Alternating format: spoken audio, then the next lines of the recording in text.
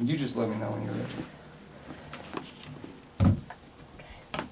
Good? Yes. All right. We're Go, rolling. You rolling? All right, we're rolling. I'm Edna Fun. I am running again for Lewis County Commissioner. I am the incumbent. I'm really eager to have 4 more years so I can work on the projects of flood mitigation for our county, which has plagued us for years and years and years, as well as getting family wage jobs to our area. Excellent. First question, you know the topic. Estimates on the cost of county tourism website have ranged from the county's claim of under $150,000 to recently as much as $500,000, a number that was suggested in a hypothetical budget scenario by the chamber. You've been the primary driver of the project. How much of the public's money do you think is appropriate to spend on it each year? How much has been spent so far? And how, other than page views, will you prove that taxpayer money is being spent wisely? Okay. Number 1, lodging tax dollars is part of the funding mechanism for Discover Lewis County. And that goes through a process of individuals who are earning that money, the people who have hotels, motels, and the other group that looks at that are people that are trying to spend it to make more tourism. So it's a balanced group that comes in and looks. So 2 years in a row, it appears that they have okayed Discover Lewis County. I've been asked about, well, why isn't private enterprise involved in putting a website together? And 2 years ago, we were working with the chamber and we're hoping that they would submit a request for funding to put a website together. So 1 year they submitted one and then took it back, and the next year they did not. Last year, we did not have a website last January. And I said, we need to have a special lodging tax advisory committee come back together and say, we need a website that covers the whole county. So we put that out for everyone to watch and look at and apply. And Discover Lewis County was the only one that applied. So right now, or I should say, last year, there's about 80,000 given by the lodging tax group. And then we matched that with about 50,000. And the reason we match that, because that lodging tax dollars we receive are only for unincorporated Lewis County. So if we were just to put a website together, it would not include Centralia, Chehalis, or Morton, or anybody that earns lodging tax in a municipality. But we wanted one for the whole community because we felt there was a real place there for that, because there was nothing. If you looked at Tour Lewis County, an old website, and you check that, it came up with broken links. And we did not want tourists to say, well, we can't get in, we don't know where to go. And in terms of program evaluation of this entity, we're looking at Facebook. There's 14,000 likes. We have just received our lodging tax dollar income for the last 8 months, and we're on the target of hitting $300,000, which has been unheard of. So we are pretty happy with that. When we look at the website, and it's been up since August of last year, we're seeing a lot of good hits. We're seeing a lot of folks outside of the Twin Cities accessing that site. And Washington is, of course, first in terms of people who are on it. Then comes California and Oregon. We had a review done by a consultant who works with Discover, or no, I think it's Tour Oregon. And he said this is one of the best sites he has seen, and said that we are really on the right track. When we look at what we're doing now to really enhance it, we're putting a new volcano section on it. And we're showing that the only way to get to Rainier or Mount Adams or Mount St. Helens is through Lewis County. So we want to make sure people want to go see those areas, they come through our county and spend our money. I've been kind of in a running feud with the Cowlitz County Commissioner, who said, well, you know, the only way to get to Mount St. Helens is through Cowlitz County. And I'm saying, no, we can go through Lewis County.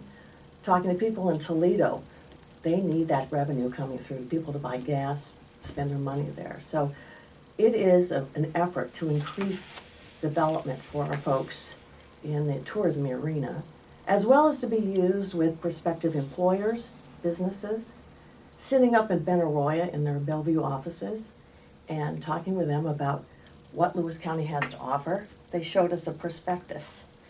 And they had listed several different areas that motels, the first one they listed was Motel 6. And then we looked at restaurant/food, and they listed Safeway. So right in that office, we brought up Discover Lewis County. And the staff were, really? You have these kind of things here? They're talking about the places that we have to see, the places we have to hike, etc. So they revised all of their prospectus as a result of that. So can be an economic development driver for us too. So at this point, 150,000 is the approximate amount of money. When I heard the $500,000, I go, wow, I don't know where that is coming from. But it is about 80-some thousand from lodging tax dollars and 50,000 from our general fund. And then just the final part of that question Okay. is, how much of the public's money do you think is appropriate to spend? Well, I think when I look at how much we get from LTAC, if we stay around the 150,000 mark, I think that's just fine. Thank And you. okay. The county has in the past years had tenuous relationships with a few local governments, City of Chehalis on the urban growth area, Port of Centralia and Centralia Station, Chamber of Commerce, and others on Discovery Lewis County. Do you see the county's relationships with other local governments as a problem overall, and what will you do to smooth over the relationships if you're reelected? I've attempted to bring some of the individuals together, and I think we have a really good relationship with Chehalis now. I have 2 city councilors that endorse my campaign. I believe we still have rocky relationships with the Port of Centralia. And if you might remember, back in 2014, we were trying to do some work with them regarding Centralia Station. And we had a lot of emotional kind of discussions about what needs to happen. And I remember sitting, before we decided to go for a hearing, we have a county road going through a very rural and somewhat depressed area that had been flooded. And here you have a county road that, in order for a road to be put in, it's about at least $1 million a mile. Thinking that road will be impacted by people coming to whatever industry is there, Target or Fred Meyer, that we wanted to have a dialogue about that particular road. And we did take it to hearing. Prior to that, we said, if you will just let us monitor the traffic on that road, if it goes above your transportation expert's opinion, then let's talk about having mitigation of that road. We also are concerned about sidewalks on that road. There's a lot of kids that travel to Jefferson Lincoln near there. There's a lot of poor families there. And we wanted to protect that group, protect that road, and make sure that that road is not like some of the other roads we've had, when we've had development, that they're not quite up to speed. After that occurred and we had the hearing, we attempted through this article, Lewis County Commentary, the Lewis County Commission's Rest of the Story. And we said in there, it wasn't a pleasant situation on either side. We thought we had a potential good agreement. We decided that it was time to say, let's get together. So we put a proposed meeting date in place and time, sent letters to all the commissioners and to the director of the Port Commission, and then said, okay, can we meet on this date? And nobody showed up, and nobody asked us, can we schedule another date, different place, different time? So I was pretty frustrated that we couldn't get back to the table. And I've also been frustrated of late hearing about how much that particular situation cost the taxpayers. And when I look at what was printed in the Chronicle, it was like $197,000 it cost the port to work on that. When I think about $1 million road and the taxpayers having to work on that road, even though there is industry coming in, we need to look at our local folks. So that has been a particular difficult situation. And about 2 years ago, I was threatened to say, if you don't approve Centralia Station, you'll be a one-term commissioner. Last year, in a meeting at the Chamber of Commerce executive officers, I was once again threatened by the port director saying, if you continue as you are, you'll be a one-term commissioner. So I knew it's not only a rocky road, it's a road that we can't go over and talk to one another.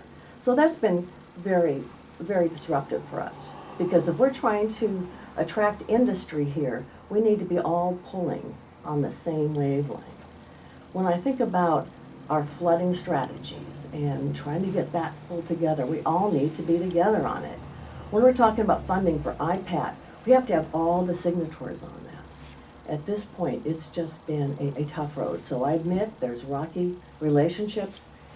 When I'm reelected, I would call everyone together and say, let's meet, let's do it on an ongoing basis. As we do with the cities at this point, we meet with them once a month. And I like to get on that continuum with them. And I do meet with the Chehalis Port once a month. Thank you. Like everyone, and I'm sure yourself, we hope the best for your colleague, Commissioner Bill Schulte, in his recovery. But he has been publicly criticized for brash tactics, including one that resulted in a complaint from a board clerk. How would you assess his approach to the job as commissioner? Is the complaint indicative of larger issues in the commissioner's office? I remember someone saying, can't you tell Bill Schulte not to say those things? Can you tell Bill Schulte to tone it down? Bill is a very enthusiastic, a larger-than-life individual who has the best motives. I said, we are 3 elected officials. We don't supervise one another. We make decisions by the power of 2. 3 of us together, 2 of us vote to make something happen. So it has been a distraction. It's been in the newspaper about the filing of the claim. It's been something that, it does get in the way, but I am proud of the fact that we are still functioning as a good government. We are still paying our bills. We're still working to recruit individuals to come to our area. We're working on balancing our budget. Nothing has stopped. We still continue through adversity. And once again, we also hope the best for Bill. The county recently chose to hire its interim 911 manager permanently without publicly addressing the vote of no confidence of dispatchers and without involvement from the police departments of Centralia and Chehalis in the interview process. Do you think the process was handled appropriately? If not, what would you change? Okay. Now, one thing most recent coverage, it doesn't go as far back as last year when we had fire and police coming to us and talking about things they would like changed. And so last January, we did affect change. And as I said, this does not come easy when you have to do a lot of change very quickly. So we did hire an interim individual. When we received the vote of no confidence, it was in a brown envelope, had no addresses, no names on it, an anonymous. And it was a bit odd that there was no union involvement, because usually if there's some kind of grievances, that employees will take that to their union representative and bring it forward. So fast forward, there were folks that wanted different things from the 911 group, and there was a lot of meetings with the fire commissioners and the chiefs to work on those issues. So then we come forward to recruiting. So there was a job announcement sent out. I think there was about 20 individuals that responded. I understand 4 people were interviewed.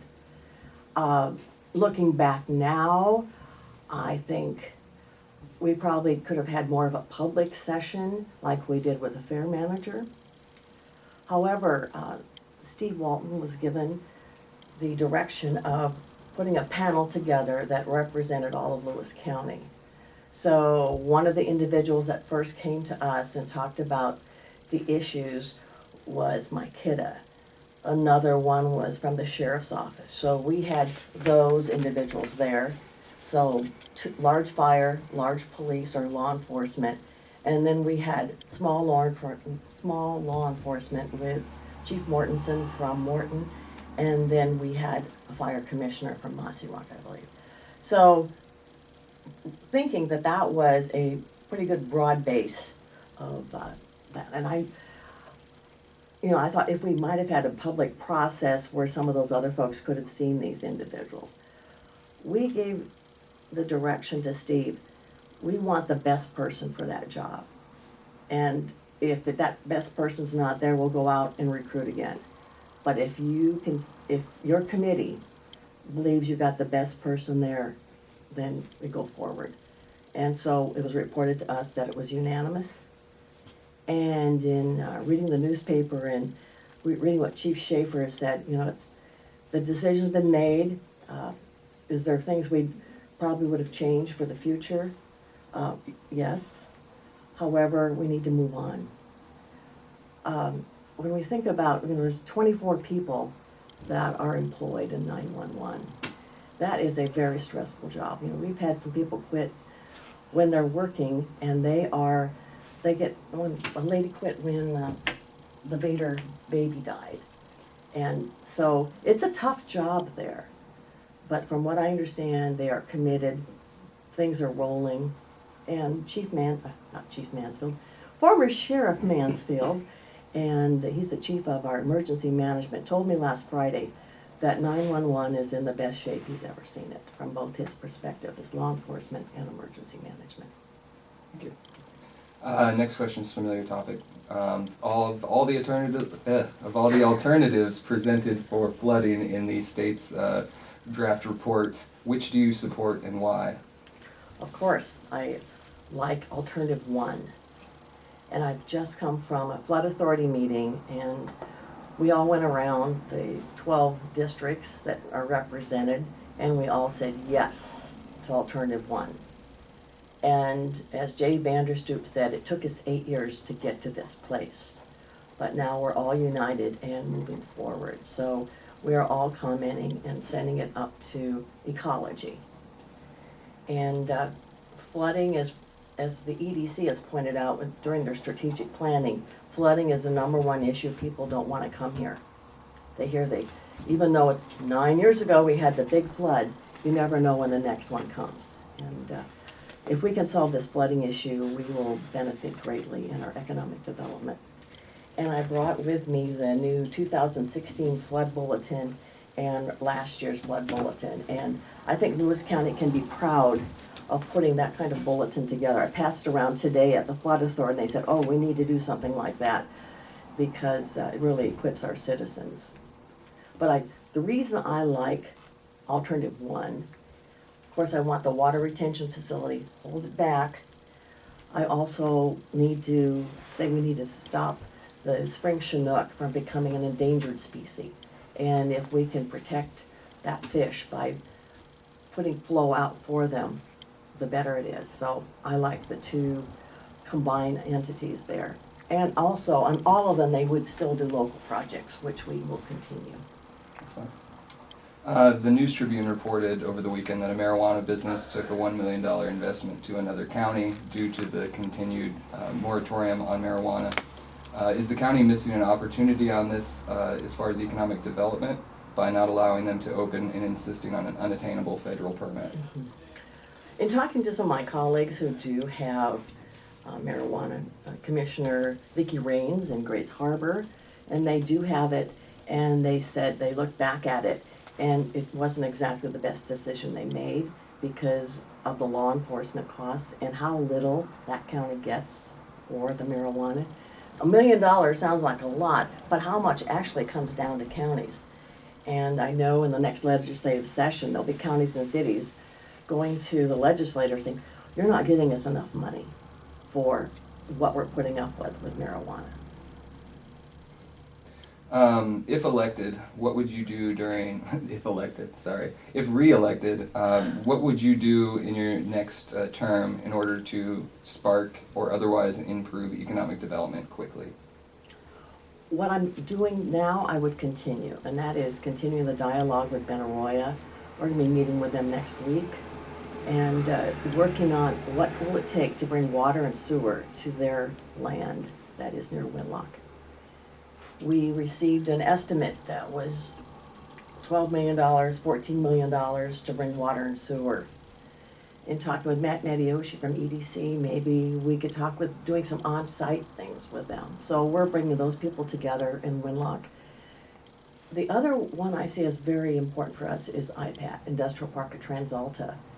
And going out to seeing the 25-acre plot that they have ready, Alan Rowe's enthusiasm, we've got some good places there that we can attract individuals. And we will need to continue to look at the access to that property.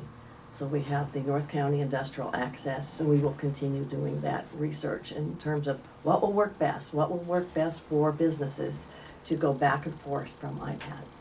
Excellent. So we'll continue doing those particular issues to make sure. The other piece we've been working on is our permitting process, and we've eliminated a lot of permitting areas that were confusing. And there's been 2 studies done, and we believe it's continuous quality improvement. So you never arrive, so we'll always continue to say, okay, what is the best? When you compare ourselves to Thurston County, we look pretty good. And you look at the price of what it costs there. But we want to have the best process here, so when people come here and want to develop, it's done well. I'll tell you, this is our last question, and then you will have some time, depending on how much we have left, Okay. for a closing statement. Does your opponent have a specific weakness that makes you a better candidate for the position? I think my opponent's weakness is not having a broad base in terms of large budgets to work on. County budget is $110 million, 77 checkbooks. It's not like having a city, it's not like having a port. It is county-wide, and there's many issues you have to address. When you consider our county budget and our general expense is 70% law and justice. It's more than a Central Police Department. It is the jail, it's the fellows on and women on in their cars going all over Lewis County protecting us. It is our judges. It's juvenile justice. So it's a big deal. So you need to be adept in a number of different areas, and I don't think my opponent has that breadth of experience in that particular field. I also believe I am more adept in the legislative process. I know what it's like to go up there and testify. I know what it's like to lobby.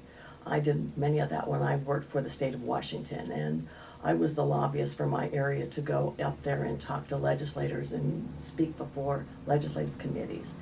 And I think that I've established relationships throughout the county. I believe I can network from Packwood to PL, from Vader to Centralia. If somebody asks me about something, I can get it done, and I can get it done quickly in terms of claims management, in terms of issues with roads. I think I'm a good networker, and I think that's another thing because I've established networks. Thank you. And then the last thing is just you have a few minutes left just to make a final appeal to the voters. It can be short if you want, or up to 3 minutes. Well, I've said that I'm 24/7 Edna, that I'm available by phone, I'm available by text, by email, by Facebook, that I want to be available to individuals, no matter what time it is, what time of day, or if it's a Sunday. I also believe that I have a lot of energy. I have a lot of enthusiasm. I love our county. I want to make Lewis County the best it can be. And I feel we're on the right track. We've got a ways to go, but I feel I can help our county move forward and just be proud of when we can look back 4 years from now and say, look at the progress we've made, and I'm bound and determined to make that happen. Thank you. I'll do it.